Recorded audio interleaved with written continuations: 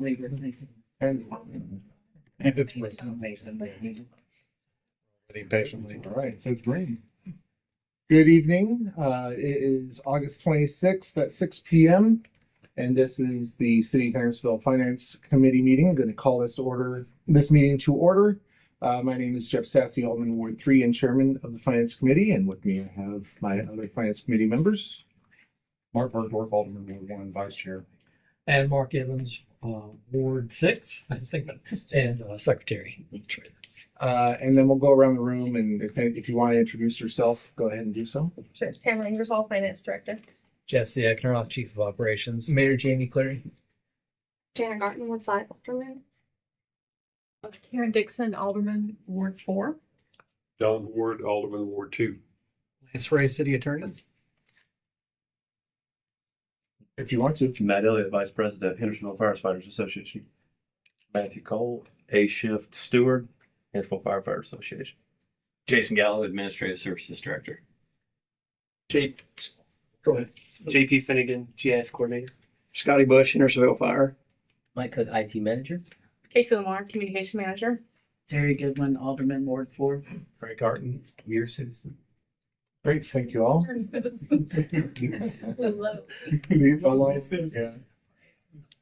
Okay. So first thing on the agenda is the approval of the minutes for July 22nd. Oh, I'm sorry, went right by it, didn't I? Okay. First thing we're gonna do is accept the agenda, and I'll need a motion for that. And first off, I would actually like to remove item number 3 from the agenda. And I believe we just received some additional information today. Is that right, Mr. Ray? Yes. On the AFT? Right. I think you run that too, but we were thinking maybe dive down into it a little bit more with the new information and hopefully come up with some resolution soon. Yeah. Okay. So, or further discussion. So we'll put that one off until next meeting, and discuss it more, so we have more time to review it was quite a bit of information that was provided just this morning. So, and I believe you all got that as well, right? Yes, yes. So we'll put that off until next meeting. I have one other. I'd like to just remove item number 4. So do we need to vote on that first? They're coming right in group. Or can we do them together? You can do them together. You can group a motion together. Okay, let's do that. I'd like to remove this item number 4.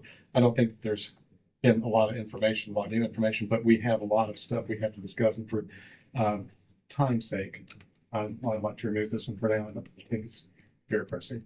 So I motion we should consider these 2. Okay. I second that. Okay. So all those in favor of removing number 3 and number 4 from the agenda? Aye. And any other changes? Okay, and with the amended agenda, we'll vote on that. All those in favor of the amended agenda? Aye. Aye. All right, and that passes.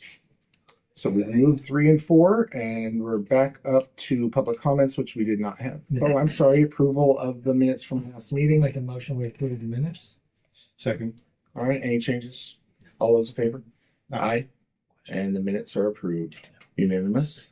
All right, public comments, we didn't have any. Number 1 on our ordinance resolutions, we have Resolution 2025-30, a resolution authorizing the mayor to enter into and execute a contract with the state of Tennessee to participate in and offer city employees the medical plans offered to political subdivisions through the state office, and to establish the city's contribution rate for the employee medical insurance plans. That's a mouthful. Just to say we're doing state medical plans, yes. And get a motion to discuss that. Second. And so, Mayor Clary, you are the sponsor on this. You want to discuss it? Sure. I'm going to ask Jason and Jesse to help me out here, but the most important part of this is that we have the opportunity to sign on to a different, say, structure, going with the state plans than we have as a city. This will provide us more options. Most likely, the costs will not go up anywhere close to what they've gone up for us in the past. and the coverage will at least be as good as what we have now. We're not looking at a trade-off between coverage and cost. We're looking at sort of a win-win on both of those, in my opinion. Jesse, and one other thing, and the reason we had to wait was that had we done this at the beginning of the fiscal year, employees would have been on their way to paying their full deductible for the calendar year. So they would have essentially had to start over at zero for their deductible on July 1st. It wasn't the easiest thing in the world bringing this in mid fiscal year for us, but the cost, it made sense to do it that way. It wasn't ideal, but it made more sense to do it that way. So I'm going to turn it over to Jesse. Jason. Yeah, it's a 2-year plan as well, so it's a 2-year commitment. And like Mayor Clary said, with a larger group, we can see the fluctuation from year to year in premium increases. So, the state, they negotiate these the insurance costs, and this plan allows us, the employee, to go to either Cigna or Blue Cross. Right now, we only have one choice. So, it's not cheaper on every plan, but most of the plans, the monthly premium was cheaper. Most of the plans have a less expensive deductible.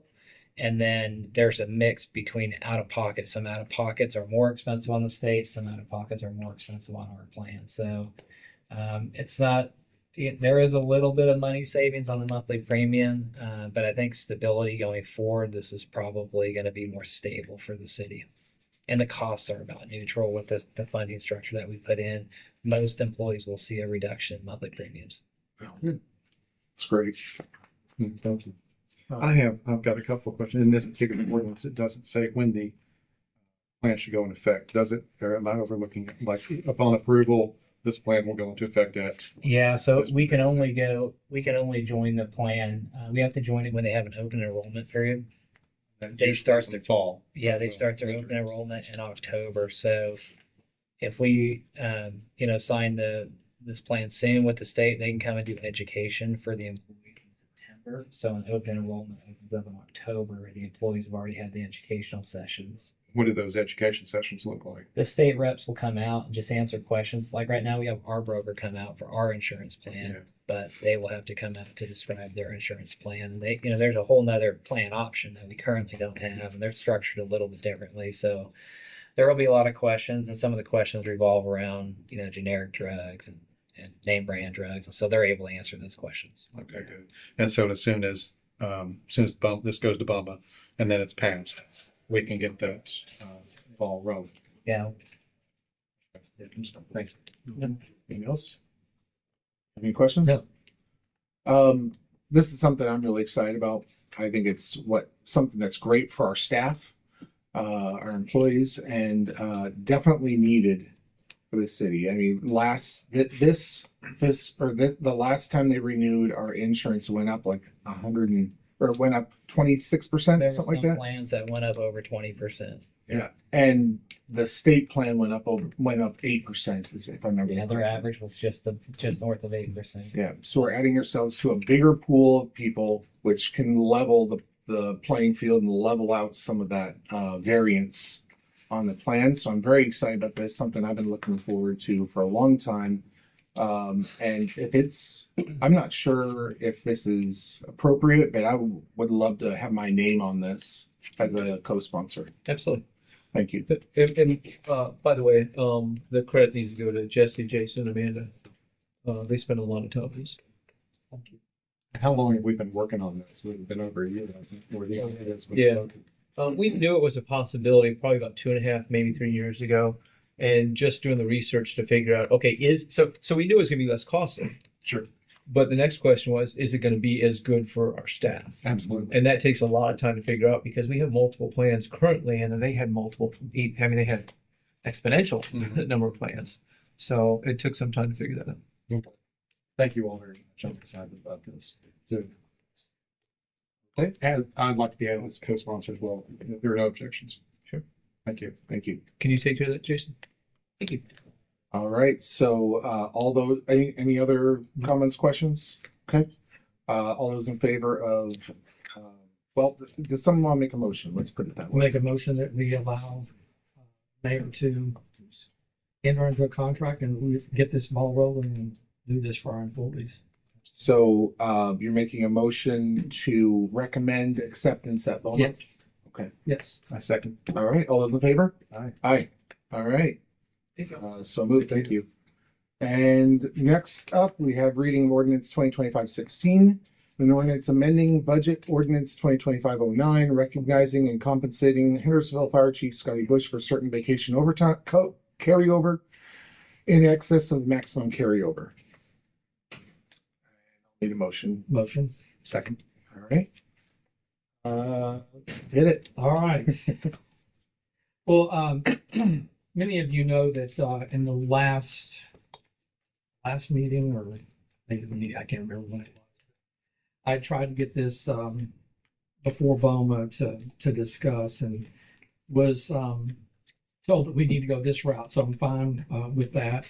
Before we discuss this, I would like to make a change to what's in your packets, because what was presented to me, I worked on this ordinance along with Attorney Ray, and I appreciate, Lance, your help on this and getting this in proper order and looking like it needed to be. And but it took some time to get it done. We started working on this probably maybe a week after the last time we met and knowing this had to go to finance. But I also understand that there has to be a staff report that goes with this. And the staff report that I saw and approved was one presented by COO Jesse Eckenroth. He and I spoke about this, and we talked about what we wanted this to look like. And that's what I thought was going to be in the packet. And at the last minute, when the staff report, or when the agenda was sent out, the mayor inserted his staff report. So I'd like everybody to include this staff report, and I'd like for this to be included in as opposed to the mayor's staff report. Since this is my ordinance, I'll pass this around, but if you have one too.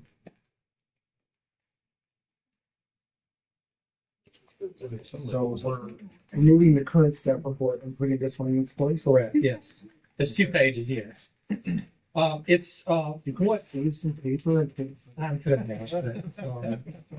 Hey, this is look what I say paper at home and use the other side. So, but yeah, the mayor certainly he can add more at the Bowman meeting and all. But I just felt like that with this being the ordinance that I'm putting forth, and that I had already seen the staff report from Mr. Eckenoff, that's the one I'd like to put in there.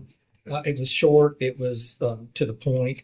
And again, the reason that why I want to do this, and there's a lot of reasons why, but won't belabor the point. If it comes up in discussion, that's fine. But Chief Bush has been a long tenured employee, almost 39 years as an employee. There is precedent before us where we had done this before when a person retires. And I'm not saying that we're paying out to Chief Bush. It's just being held, and that we would do it at the time when he does sever his employer when he retires. And the hours, it was noted somewhere that this ordinance doesn't have the dollar amount, but that's what you have as the staff report. It has the dollar amount there. And we're talking about 349 accumulated hours. That's what the hours were. I think that carried over from 2024. There was a little bit more, but he used some of those. So we're talking about 349 hours. It will not be any more than 349 hours. Hopefully it will be a little bit less than that. Yet as the mayor, as the Chief Bush might use some of those, but at the end of 2025, that's what the hours will be. There's a lot of reasons why, and I don't know that we get into what we've done in the past, why we did it for some, what happened, why it's been allowed to carry over for all these years, but it has been. That's where we are. I'm not here to talk about or argue about why Chief Bush didn't take those hours, good or bad or whatever the reasons were. He didn't. And what I'd like to do is honor that the fact that he is an employee that's grandfathered. He was an employee here before 1997 when we had a lot of these other policies. And I think we need to do that. At this point, I don't see that there's any issue with any more carry for any employee beyond that or the allowable.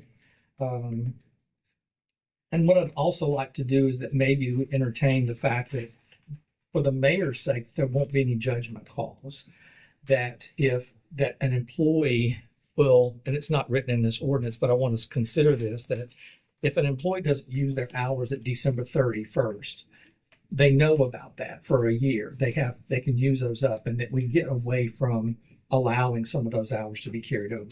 I'm just throwing that out there. But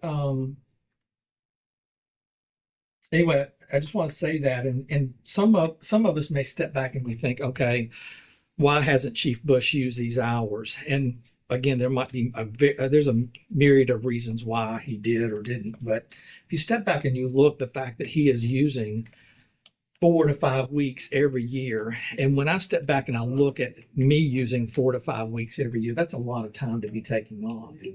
And I think he's trying to use up those hours that he's allotted to in that year, but he's can't use that he's accumulated over those years. So all that to say, I'd like for us to consider this and discuss more. And I've got some, if you have any questions. No, thank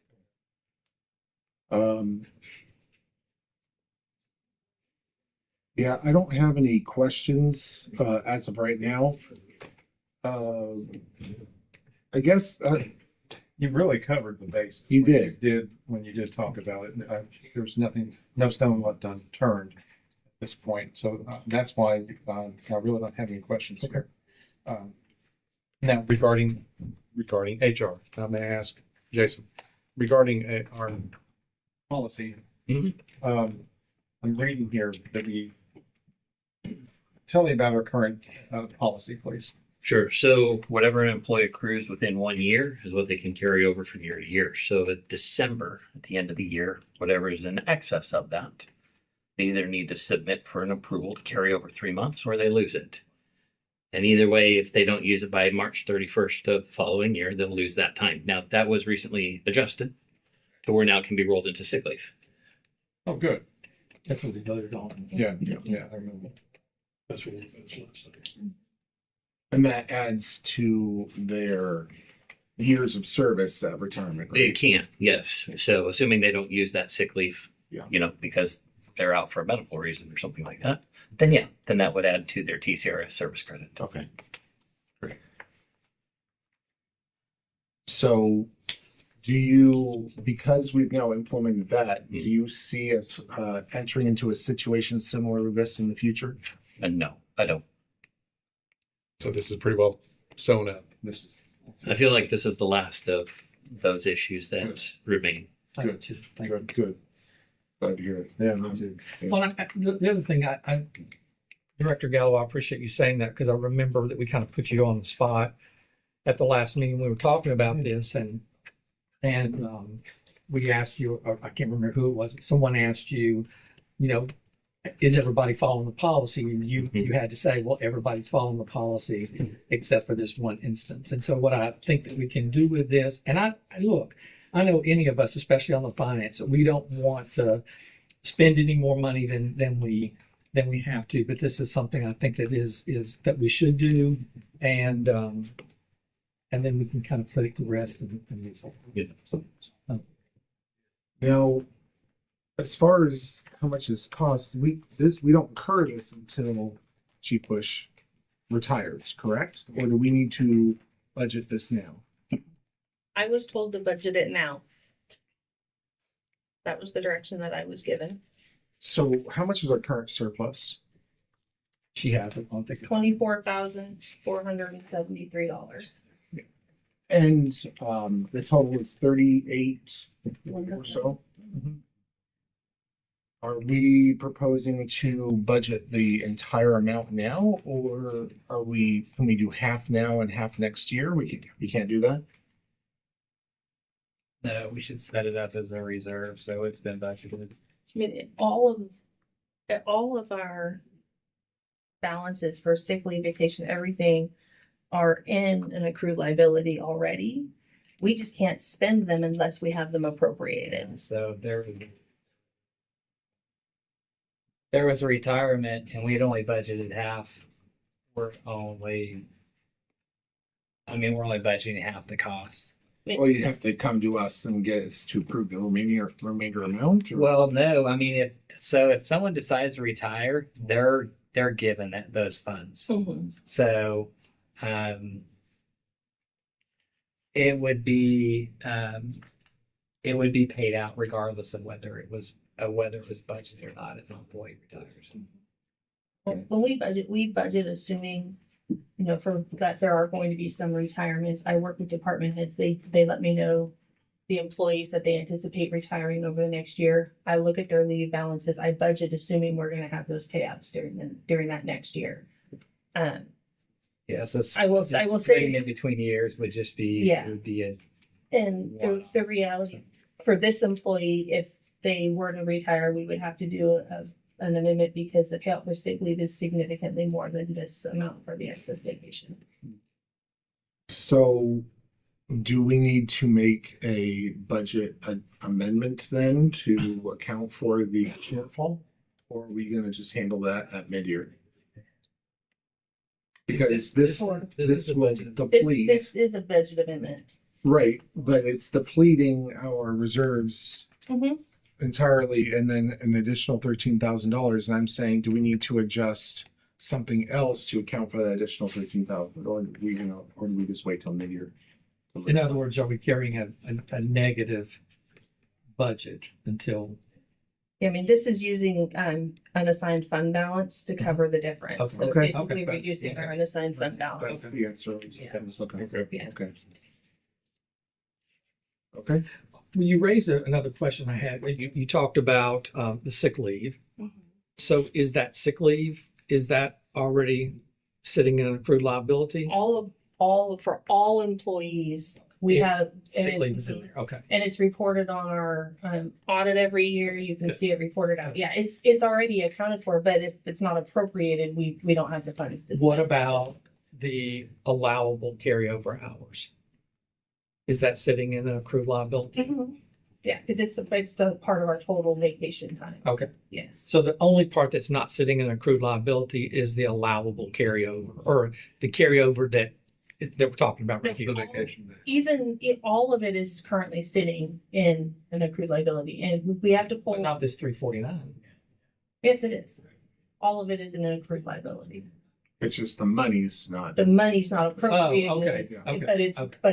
But it's booked, so we know what that liability would Okay, be. If we okay. were to have to pay it all out, we know exactly, Okay, know how okay, much that would be. okay, okay. We have to report that as of June 30th Got every it, year okay. for all employees. And from a staff level, this makes the authorization for payment really simple. Yes. I think as much as anything. Okay, that's what we want. That's good. As easy Yeah. as possible. Okay. Yeah, we don't want to make your lives harder. No. Something that to consider, and maybe this another piece that we can talk about or have a resolution on, is my wife works for a company that if you don't, they have the same program, right? Every October 1st, there's resets. There is no 3-month carryover, but you can donate unused hours to employees that may have had a rough year and needed some extra time. So maybe that's something we can consider as well. Yeah, ours roll into. We have a sick bank, an employee sick bank that you can. Oh, we do. Yes, sir. But not, Know that. not vacation. Okay, gotcha. Well, yeah, and that makes a lot of sense because she doesn't have sick time at all. So, okay. Yeah. They do, yeah.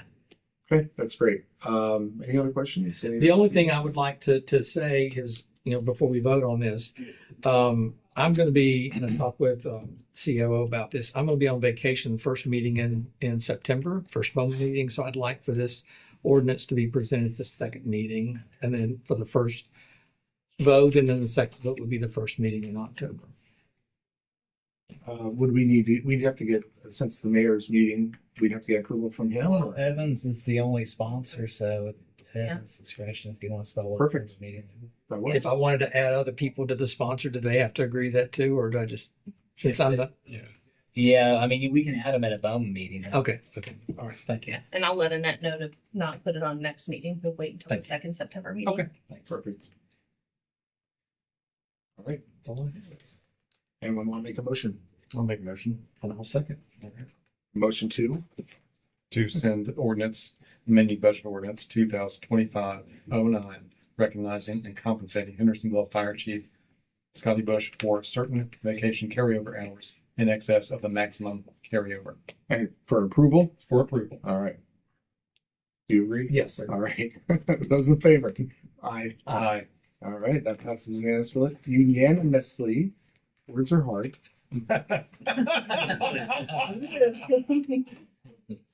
Moving on to we took off 3 and 4, so we're on number 5. Always our favorite sales tax report. Tanner, it's your show. So we finished out last fiscal year, first month of this fiscal year. First one in your packet is our state shared sales tax. They came in stronger than I thought they would for this first month of the year. Looking good. For the first time in a long time, if you look at the second page for our local option sales tax, the increase over prior year is actually a little bit less than the state share taxes, which is it's been opposite. So I'm not sure if that's a fluke or not. I mean, but still, we came in over last year about $28,000. So that's the positive looking good so far. You just keep that trend going. Yeah, I know. It's kind of hard to project here when we've only got 1 month, but it is good that they're In your positive. analysis, can you identify what sectors have? Is it restaurants? Is it shopping? Is it? No, Why? I mean, you could to some degree, but it's not delineated out Okay. very easily to discern. Okay. Right. I'm sorry. I just wanted. Yeah, the report that we get totals, but it's not necessarily total by category. It's just total. The report that No, go ahead. Say the next one on here is the hotel motel report. This one I was very pleased to see this month. I know Director Gilly will be excited to see this one too. Came in very strong compared to the last couple of years. First month in quite a while where we've seen significant year over year growth. Yeah, which is a very good thing. Starting the year out strong. Hopefully it continues like that. We had a full month of rooms rented out in July, and I think the cost per room has gone up a little bit. Therefore, the percentage tax has gone up a little bit as well with that. Yeah, I noticed we actually ended last year down, and part of that was because of the tornado, I believe. Yeah, for FY24, the tornado impacted, and then that bled into the beginning of FY25. Yeah. So now we're back full steam. Hopefully, we continue that way. Absolutely. The investment earnings is our next one. If you look July this year compared to last year, we're about $10,000 less on our earnings. And I anticipate we're going to continue to see that amount reduce. We have a lot of very large items that are budgeted this year, a lot of new projects that are going on, some existing projects that are starting to go. So we're going to see our actual available cash that we have to invest reducing. And then if interest rates drop anymore, obviously that has an impact on there. But still, we're looking positive compared to what we budget, but our budget assumed that the interest rates were going to drop and that our revenues throughout the year were going to be reduced compared to prior years. Yeah, always, I appreciate always planning conservatively. So thank you for that. Yeah, I'd much rather go the other way and say, look, we've got a little extra than we've got to, find a way to make ends meet. Right. Stormwater report. This one, not a whole lot to report this year.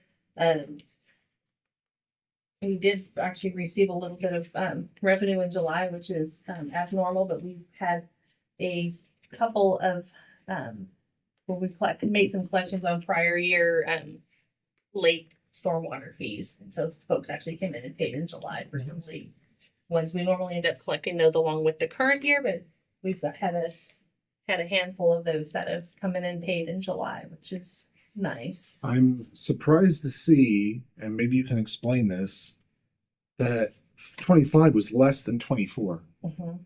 Yeah, the How is collections. that were- possible? There's more I residents, more houses, more buildings. understandable.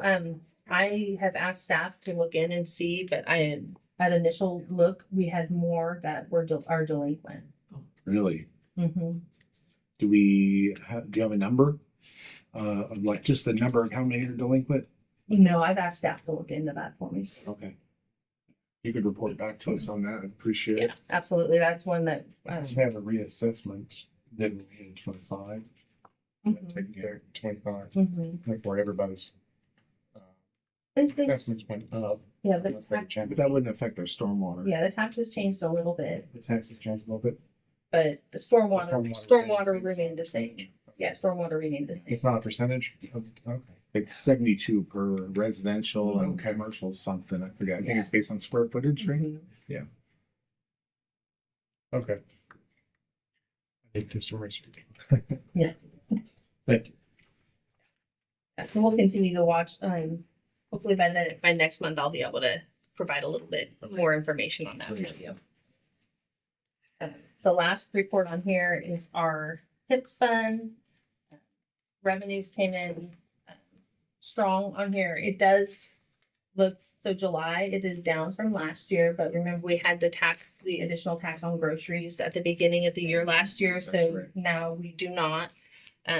Compared to budget, we're projecting after only 1 month to come in about $80,000 over budget if we stay trending the same way as this first month. So I think we're right pretty much where we want to be on that, coming in with our revenues for the tip fund. And the groceries went off in February of last year? Yes. Okay, thanks.